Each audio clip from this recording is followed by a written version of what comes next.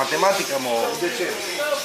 Era tot în perioada noastră, când spuneți dumneavoastră că aia era în 72, încă se dădea oral și Romi Opitz, el a prins faza cu scris și oral.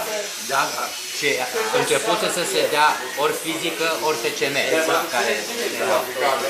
Și din Arad, care erau în Politehnică, nu prea auzeau, știau de Slarvici și de ăsta. Industrialul nu avea încă până atunci elevi care să ajungă de admitere la facultate.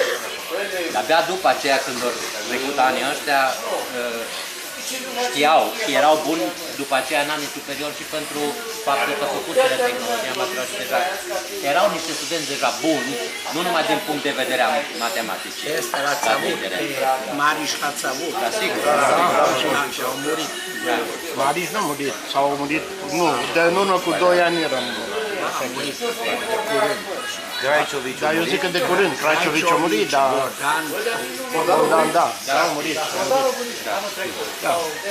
În 2007 o trăia, în 2012 nu mai trăia, când am făcut tot noi.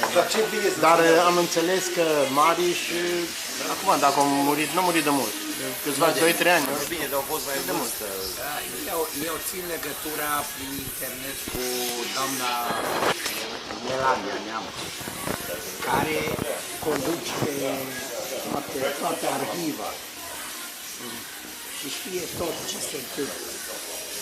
Dar nu a fost secretara voastră, ci mai târziu.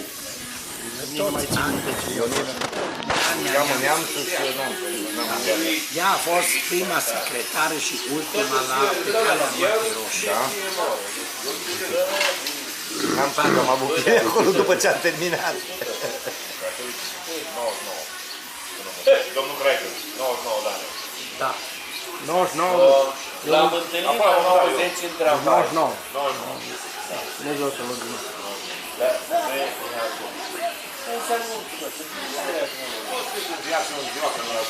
O oră, iar m-am îmbrăcat și m-am dus. Eu am rămas uimit când am auzit de două lucruri. L-am îmbrăcat în nepota lui și De pop. De Crăciun i-am trimis de sărbători un mail și mi-au răspuns.